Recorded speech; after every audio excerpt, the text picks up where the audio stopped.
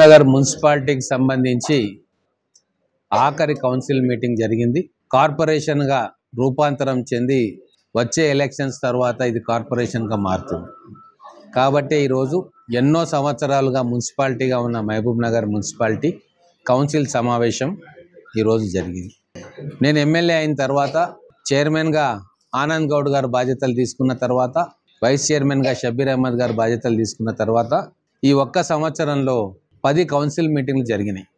గతంలో 4 సంవత్సరాల కాలంలో కేవలం 12 సార్లు కౌన్సిల్ సమావేశం జరిగింది.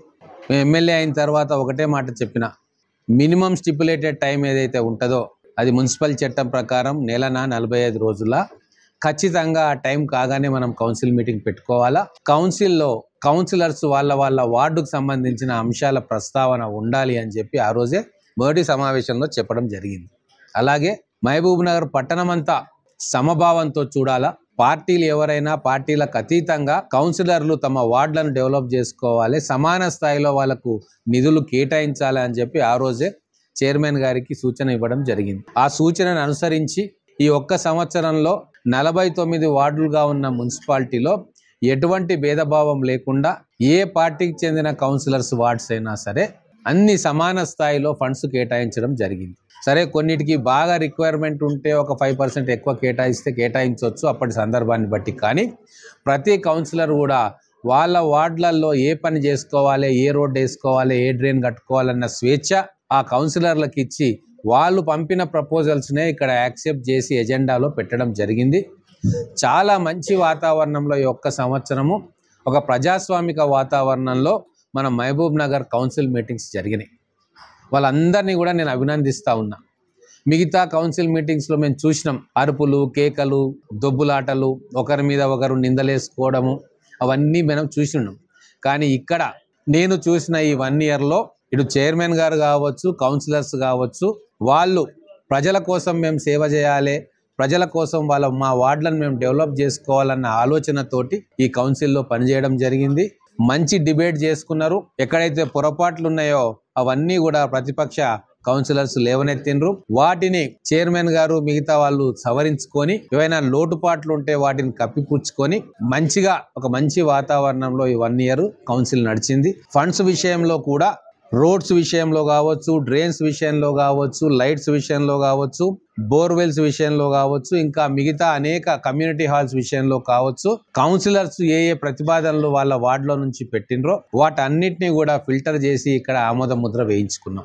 గతంలో లాగా కాకుండా అభివృద్ధి కేవలం మెయిన్ రోడ్లకు పరిమితం కాకుండా కాలనీల్లో, బస్తీలలో, స్లమ్స్ లో ఏం కావాలో అని చెప్పి ఆలోచించి పైసా సద్వినియోగం చేసేటట్టు మా కౌన్సిలర్స్ అందరూ కూడా వాళ్ళ ప్రపోజల్స్ పెట్టడం జరిగింది. వాటిని కౌన్సిల్ ద్వారా ఆమోదింపజేసుకోవడం జరిగింది.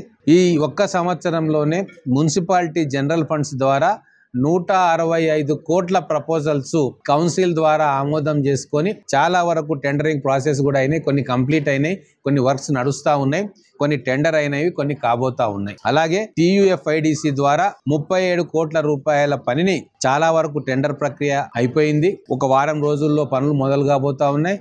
ఇంకొక 5 పనులకు సంబంధించి ఇంకా టెండర్ ప్రక్రియ మొదలు కాలే. అలాగే గత 2 సంవత్సరాల నుంచి పెండింగ్ లో ఉన్న అమృత్ స్కీమ్ 276 కోట్ల అమృత్ పథకం మనకు సీవేజ్ ట్రీట్మెంట్ ప్లాంట్ కావచ్చు, స్టామ్ వాటర్ డ్రైన్స్ కావచ్చు, మిగతా ఎమర్జెన్సీ వర్క్స్ కోసం ఏదైతే గతంలో ఆగిపోయిన ఫండ్స్ ఉన్నాయో ఈ అమృత్ స్కీమ్ ద్వారా కేంద్ర ప్రభుత్వం, రాష్ట్ర ప్రభుత్వం 40-60 రేషియోలో ఏదైతే స్కీమ్ ను అమలు చేస్తా ఉన్నామో ఇది కూడా నేను వచ్చిన తర్వాత ఫైల్స్ ను మూవ్ చేసి రాష్ట్ర ప్రభుత్వం నుంచి కేంద్ర ప్రభుత్వానికి కరెస్పాండెన్స్ చేయించి అక్కడ క్లియర్ చేసి టెండర్ ప్రక్రియ రాష్ట్ర ప్రభుత్వం ద్వారా, రాష్ట్ర ప్రభుత్వ ఏజెన్సీల ద్వారా ఆ టెండర్ ప్రక్రియ కూడా కొనసాగించి ఆ టెండర్ కూడా పూర్తి చేయడం జరిగింది. కొన్ని పనులు అప్పుడే మొదలైనవి. సీవేజ్ ట్రీట్మెంట్ ప్లాంట్స్, ఒక 4 సీవేజ్ ట్రీట్మెంట్ ప్లాంట్స్ కూడా మహబూబ్ నగర్ పట్టణంలో కట్టడానికి ఈ 276 కోట్లలో వాటి కూడా ఎస్టిమేట్స్ దాంట్లో ఉన్నాయి.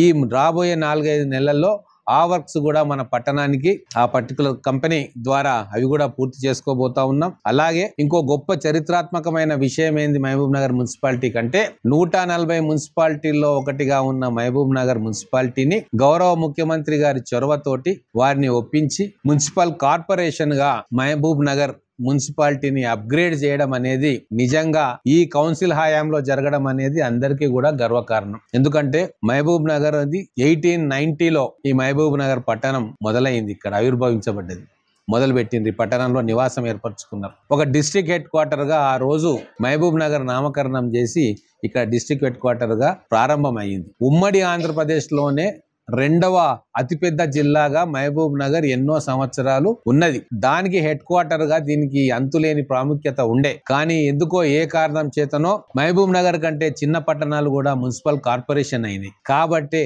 దీన్ని ఒక ప్రెస్టీజియస్ అంశంగా తీసుకొని గౌరవ ముఖ్యమంత్రి గారి దగ్గర మాట్లాడి ఒప్పించి ఒక కార్పొరేషన్ గా మహబూబ్ నగర్ ను తీసుకురావడం జరిగింది. అసెంబ్లీలో బిల్లు పెట్టి పాస్ చేయించుకోవడం కూడా జరిగింది. గెజెట్ నోటిఫికేషన్ కూడా వచ్చింది. రాబోయే ఎన్నికలు కార్పొరేషన్ కు ఎన్నికలు జరుగుతాయి మహబూబ్ నగర్ లో. మన కౌన్సిలర్స్ అందరూ కూడా కార్పొరేటర్లుగా పదోన్నతి పొందుతారు. కార్పొరేషన్ కావడం తోటి ఈ రోజు మన మీద బాధ్యత పెరిగింది. కేంద్ర ప్రభుత్వం నుంచి కూడా అత్యధిక నిధులను తీసుకొచ్చే వెసులుబాటు మనకు దొరుకుతా ఉంది. మహబూబ్ నగర్ ను కూడా స్మార్ట్ సిటీలో భాగంగా దీన్ని చేర్చాల్సిన బాధ్యత మా మీద, గౌరవ ఎంపీ గారి మీద కూడా ఈ రోజు కార్పొరేషన్ అయినందుకు పెట్టబడ్డది. కాబట్టి ఈ రోజు కేంద్ర ప్రభుత్వ సహకారంతో, రాష్ట్ర ప్రభుత్వ సహకారంతో మహబూబ్ నగర్ పట్టణానికి గతంలో వచ్చిన నిధుల కంటే రెట్టింపు నిధులను తీసుకురావాల్సిన బాధ్యతతోటి ఈ రాబోయే 2-3 సంవత్సరాలు మేము పనిచేయదలుచుకున్నాం. దీనికి గౌరవ ముఖ్యమంత్రి రేవంత్ రెడ్డి గారి సహకారం, కేంద్ర అర్బన్ డెవలప్మెంట్ మంత్రిత్వ శాఖ సహకారం కూడా మాకు కావాల్సి ఉంటుంది. అందుకు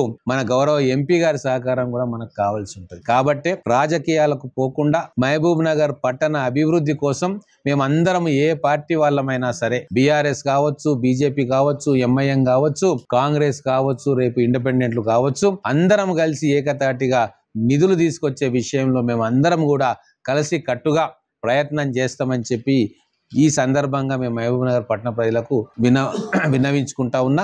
ఈ ఒక్క సంవత్సరంలో మంచి డిబేట్ కౌన్సిల్లో జరిగింది. అధికార పక్షం, ప్రతిపక్షం ప్రజా సమస్యల మీద చర్చించుకున్నారు, తప్పొప్పులను సవరించుకున్నారు. వార్డులలో ప్రజలు ఏం కోరుకుంటున్నారో ఆ పనులు పెట్టించుకొని కౌన్సిల్ ద్వారా ఆమోదింపజేసుకొని ఆ పనులను ప్రారంభం చేసుకున్నారు. కాబట్టి ఒక మంచి ఎగ్జాంపుల్ గా మా కౌన్సిలర్స్ ఈ రోజు నిలబడ్డారు. భవిష్యత్తులో కూడా ఇటువంటి మంచి నడవడికను, మంచి ప్రవర్తనను, హుందాతనాన్ని నెక్స్ట్ వచ్చే కార్పొరేటర్స్ కూడా ఇదే పంతాన్ని అవలంబిస్తారని చెప్పి నేను ఆశిస్తా ఉన్నా. రాబోయే రోజుల్లో ఢిల్లీకి కూడా వెళ్లి కొత్త ప్రాజెక్ట్స్ డిపిఆర్ కూడా పూర్తి చేయించడం జరిగింది. 750 కోట్లతో ఒక డిపిఆర్ రెడీగా ఉంది. అది కేంద్ర ప్రభుత్వానికి పంపిస్తా ఉన్నాం. అలాగే గౌరవ ముఖ్యమంత్రి గారి కోసం మన రాష్ట్ర ప్రభుత్వ బడ్జెట్ నుంచి 400 కోట్ల రూపాయలతోటి డ్రైన్స్ కావచ్చు, రోడ్స్ కావచ్చు, ఒక కాంప్రిహెన్సివ్ డిపిఆర్ ని కూడా తయారు చేసినాం. బడ్జెట్ సెషన్ లో గౌరవ ముఖ్యమంత్రి గారిని కూడా కలిసి మున్సిపాలిటీ నుంచి కార్పొరేషన్ గా మారిన దృష్ట్యా మహబూబ్ నగర్ కు అత్యధిక నిధులు ఇవ్వాల్సిన అవసరం ఉందని చెప్పి వారితో కూడా రిక్వెస్ట్ చేసి ఆ నిధులు తీసుకొచ్చే ప్రయత్నం చేస్తాము. ఇప్పుడు దాదాపుగా 202 కోట్ల రూపాయల పనులను ఈ ఒక్క సంవత్సరంలో మనం గ్రౌండింగ్ చేయగలిగినాం. దీనికి మున్సిపల్ సిబ్బంది కూడా ఎంతో సహకరించిండ్రు. మన చైర్మన్ గారు, వైస్ చైర్మన్ గారు నిరంతరం ప్రజల్లో తిరుగుతూ కౌన్సిలర్స్ ని కోఆర్డినేట్ చేసుకుంటూ ఎటువంటి భేదాభిప్రాయాలు, పొరపచ్చాలు లేకుండా ఈ కౌన్సిల్ ను సజావుగా నడిపించడంలో వారు ప్రముఖమైన పాత్ర పోషించిండ్రు. వారికి కూడా నేను మనస్ఫూర్తిగా అభినందనలు తెలుపుతా ఉన్నా. రాబోయే రోజుల్లో ఒక ఉజ్వలమైన మహబూబ్ నగర్ ఉండాలని, అన్ని వసతులు కూడా మహబూబ్ నగర్ పట్టణానికి కలగాలని, మహబూబ్ నగర్ తెలంగాణలోనే ఒక అత్యుత్తమమైన పట్టణంగా అన్ని వసతులతోటి విరాజిల్లాలని చెప్పి కోరుకుంటూ ఆ దిశలో మా వంతు ప్రయత్నం నేను తప్పకుండా చేస్తానని మీ ద్వారా ప్రజలకు విన్నవించుకుంటాను.